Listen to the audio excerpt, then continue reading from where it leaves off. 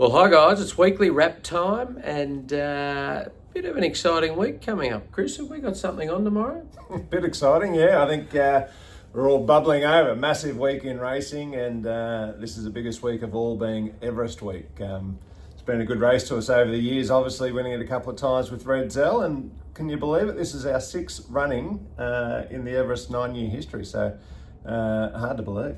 Absolutely. We'll get to Marzu, but it is a fabulous day of racing tomorrow. Caulfield Cup Day in Melbourne, Everest Day in Sydney. Apparently we're going to have about 3 gazillion 20-year-olds at the races tomorrow. I love it. So youngest crowd ever, apparently. So I don't know how they come up with those stats, but we will get to that. The other thing is, I haven't talked about the weather. Meant to be bucketing down right now. Well, at least there's clouds in the sky. That's a bit better than earlier. But yeah, no, it is meant to be coming down, and there's no moisture on the weather instrument that we've got behind us today. No, anyway, we'll get to that. What a fabulous week we've already had, though. Very soon after we did who did last week's weekly wrap? I think I did. Me? No, I did. You? I did. We went back to back within an hour with 2 winners. And I'll start with Savai, our ladies only syndicate from last year. Tagaloa Gelding now. He went 2 starts, 2 wins last Friday afternoon in Canberra. Another fabulous result, stepped up in trip and got the job done again. Didn't look like getting beaten. No, it didn't, and you're right, he has had that ultimate gear change. But yeah, no, he's progressed really nicely off his first win. He's certainly learnt a bit from that experience as well, and I'd suggest he is still learning, but nice to see him take another forward step again and stepped up from the 1100 metres to 1300 metres. Very pleasingly, he was still very strong at the end of that, and it was a comfortable win in the end with Alicia Collett in the saddle. So it suggests he might get a little bit further still, but yeah, it's going to be interesting. Can he go 3 from 3? Oh yes, we will find out soon enough. I think he's going to head back to Canberra. We'll be talking about him next week. Yep. Head back to Canberra next Friday. So yeah, it'll be interesting. Obviously, first racing preparation, couldn't have got it off to any better start. As I often tell our owners, in their first racing prep, they typically only get sort of anywhere from 1 to 3 runs in their prep, as a rule of thumb. So yeah, at this stage, it looks like he's got another good run in him before we finish up this prep. And don't the ladies love it? Oh mate, it's fantastic. We've got one syndicate from far western Queensland. Yep. And everyone congregates in the local pub, and I think it's been rocking the first 2 wins. I bet it has. So no, congratulations to all the ladies. That's a perfect start to his career. And then an hour later, as I said, up on the Sunshine Coast, we had Sweet Proposal stepping out in a small field, over 1800 metres, jumped, got to the lead and absolutely dominated. She looked fabulous. Yeah, she did. Heavy on board, heavy Van der Oven. That's right. Just got to pronounce these things correctly. He did a terrific job, really controlled the race out in front, dictated terms, and up over the 1800, very strong. Comfortable win. It was an easy watch. So that was her 4th career win and 2nd win since we sent her up to Queensland. Congratulations to all her owners as well. That was great to see. And then we followed up this morning. We had our first 2-year-old trial this morning, Wild Courage. Yep, great to see Wild Courage trial well this morning. Good educational outing. Done really well to progress this far, actually, at this stage of her career. So a bit slow out of the gates, which is understandable with her inexperience, but showed really good early speed to recover that position, and just tired a little bit late.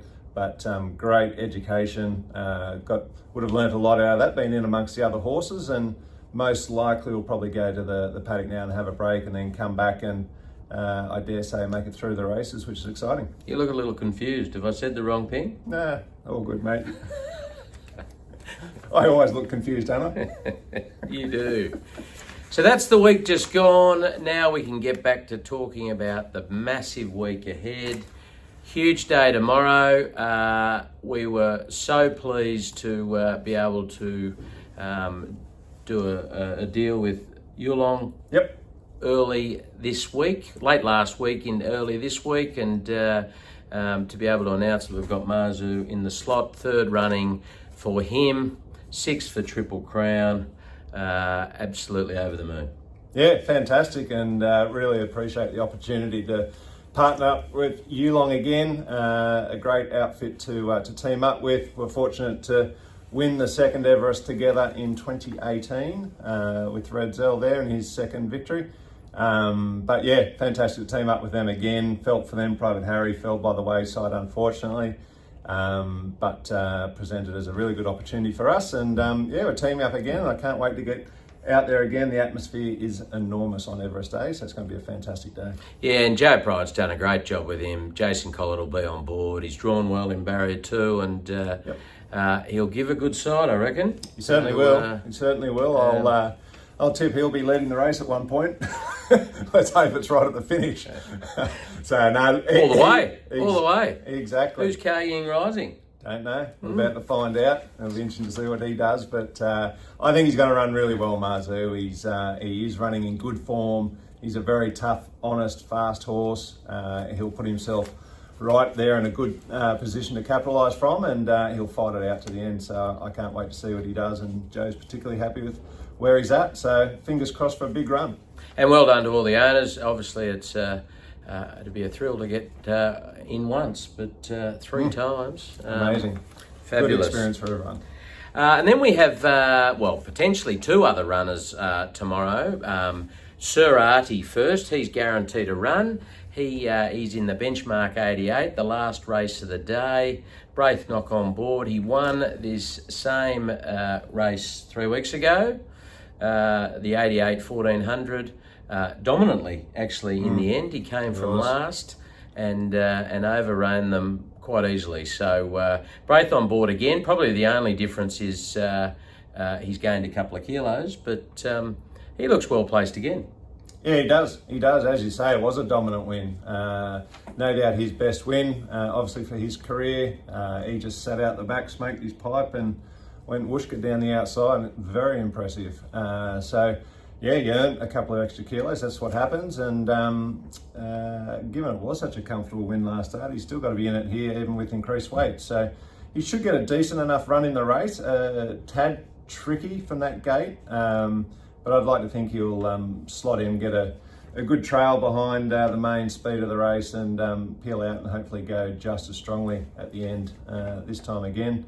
And Formal Display will probably I'd say get into this race as well. Yeah, so Formal Display was our other runner potentially to make the start. He was 5th emergency. There's been one scratching already, so we need 4 more to come out, which is quite possible considering some of the wide barriers that the horses have drawn. He's drawn barrier 6. Be good for him to put a bit of speed into the race too. I don't think there's a huge amount of speed, so if he's on pace, that'll really help him. Yeah, look, mate, I think he's going really well. I think his last start was a really good, solid run in this same race with Sir Artie. Don't know what you're amusing yourself with over there, but he ran terrific. What did he run? Third, and behind Sir Artie, but third. It was a very good run in a hotly run race. Yeah, exactly. He was up on pace in that race, and it was a fair bit of speed in that race. So he stuck on really well, and I think this race shapes up well for him. He's well weighted, good barrier.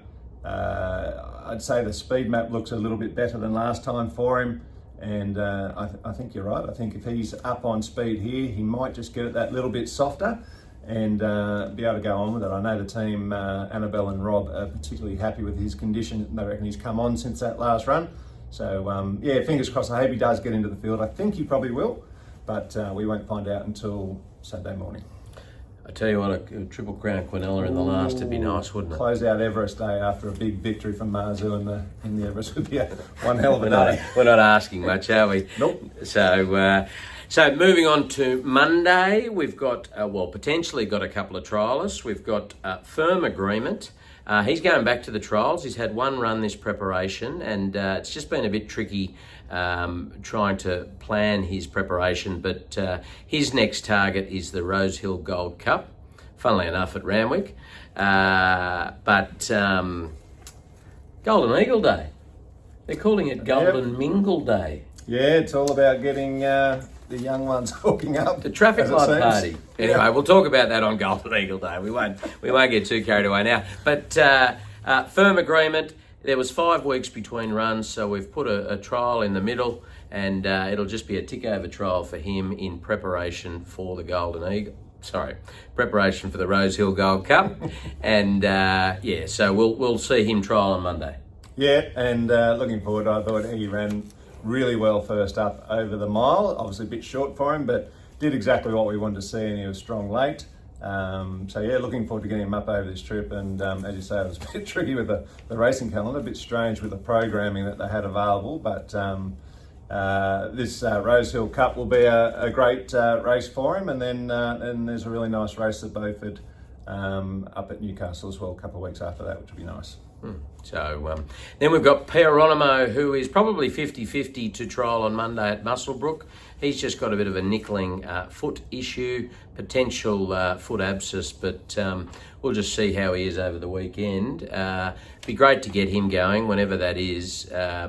He finished with a win, his debut win or maiden win last preparation, and over a trip, 2,200 metres, and really keen to get him back to the races. Yeah, that's right.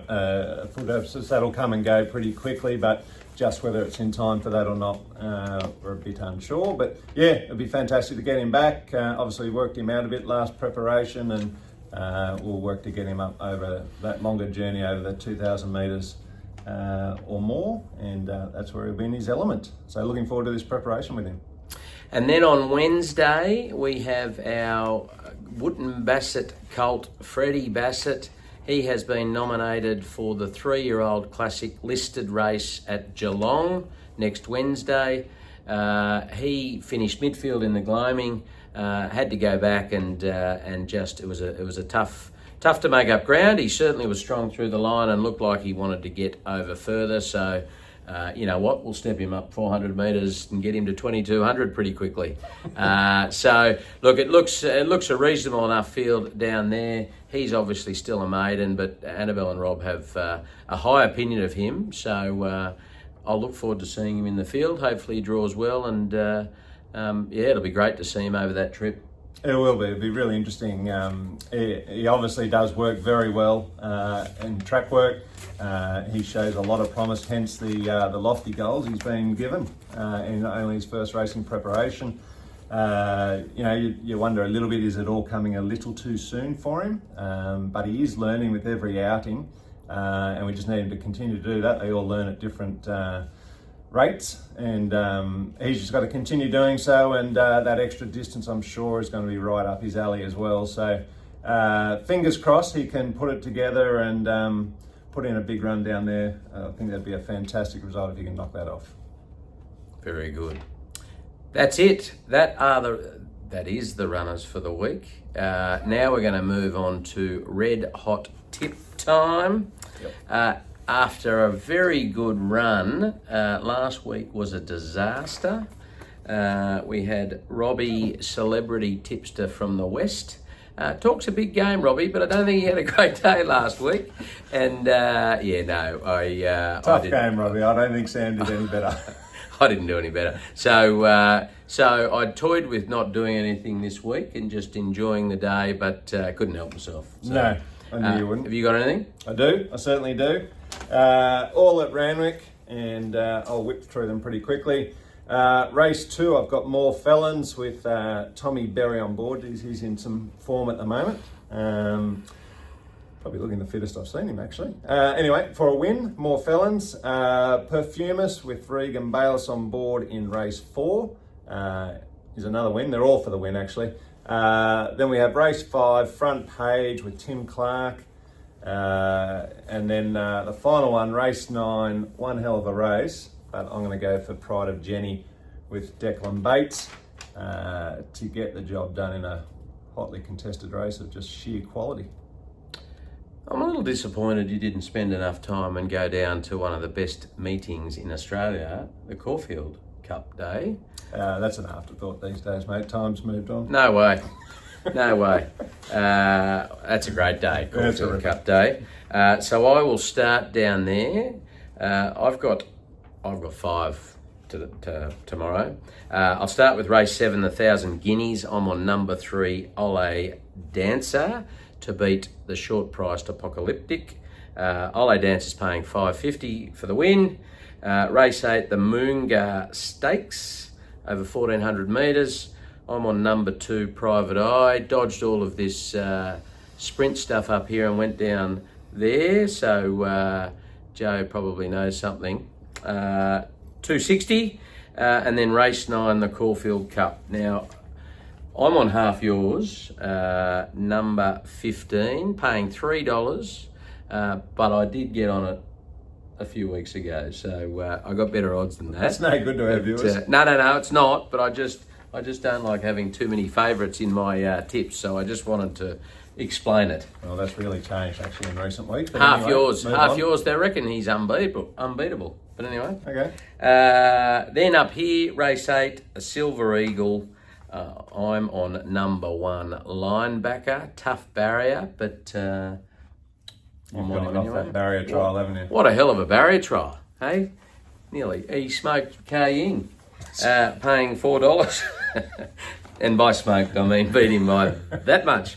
And then the only one we're up against each other, race 9, the King Charles. I reckon Pride of Jenny's not going to get it all her own way. There'll be a little more speed in the race.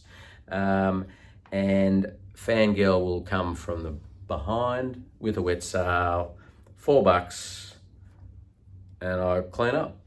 It's now a good time to tell you, I was talking with Kieran this morning, and he thinks Jenny is going as good as ever. Yeah, Kieran's a trainer.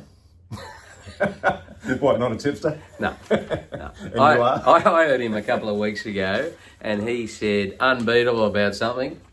Got beaten. So, that was Jimmy Star. Kieran. In his defence. Yeah, Jimmy did Star. fly home. Exactly. Yeah, but didn't win. No, he didn't win. Yep. Good performance there. Kieran. Doesn't know what he's talking about. Anyway, that's it. Massive day, as we said, tomorrow. Big day for Australian racing. Big day for Triple Crown. Really excited, and good luck to all the owners who have got runners in the coming week. Best of luck, guys, and have an awesome weekend. Enjoy the awesome racing.